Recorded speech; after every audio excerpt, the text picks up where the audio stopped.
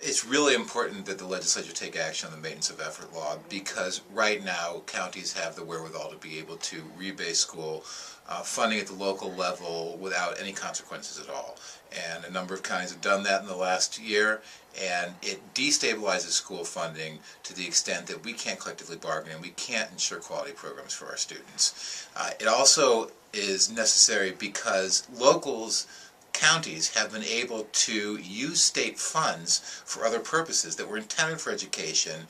They've then used those funds to take their local funds that they should be given to the school system and use them for their purposes. Without maintenance of effort, what would we have to make sure that these kids would get proper funding?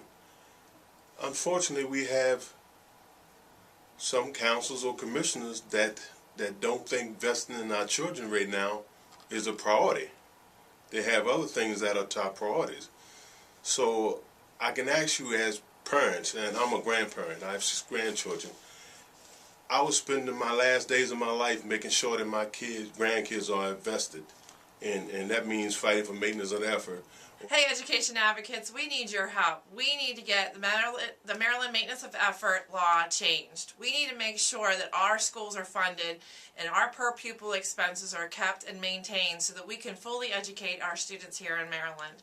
We need your help to get to our legislators, to come down to Annapolis, to lobby, to talk to them, to email them.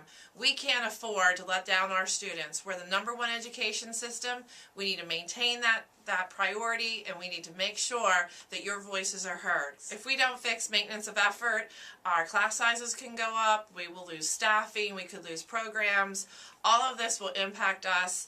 It will impact our students. It could also impact our health care, our benefits, our salaries, but more importantly, the quality of education that we can provide to our students. The state maintenance of effort law is set up to protect children from our school systems from being underfunded one year when the school system funded it at another level in a previous year.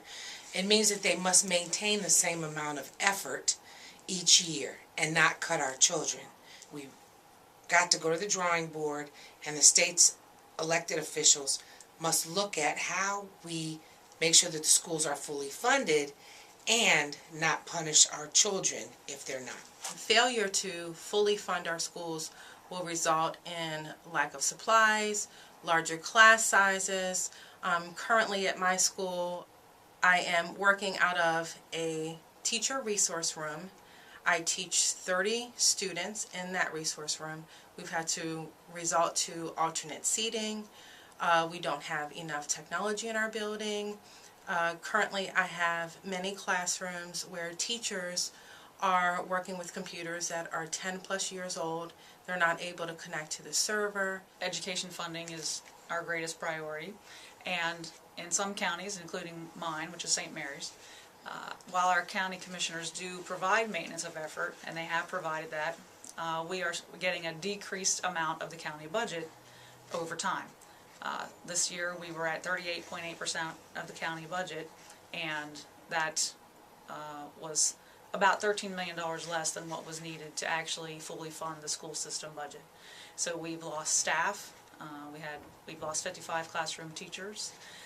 We have not gotten a pay raise or steps in years, and we've got paper shortages, we've got split classrooms, we have increased class sizes, we've got folks in central office doing 2 and 3 jobs, and so these kinds of cuts, as they continue, are just going to decimate our really hardworking staff and our really top-rated school system.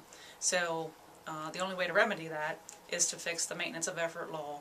Our job to make sure we're doing what we need to do to ensure great public schools, and the only way you're going to do that is to have highly professional teachers. You're going to have the technology. I'm reading about cuts in technology, and that breaks my heart, because that's the trend that these students are going to be having in everyday life, is working with various kinds of technological systems, and they need to know how to do that and be ready for college or grade up, high school, wherever they're going, including my own grandchildren. Do your part for great public schools. Invest in our children for the future. Do your part for great public schools. Do your part for great public schools. Contact your state senators and your state delegates and tell them to modify the state maintenance of effort law. Do your part for great public schools. Do your part for great public schools. Whether you're a teacher, a parent, a legislator, a governor, whatever, do your part to make sure that each and every child has a great public school.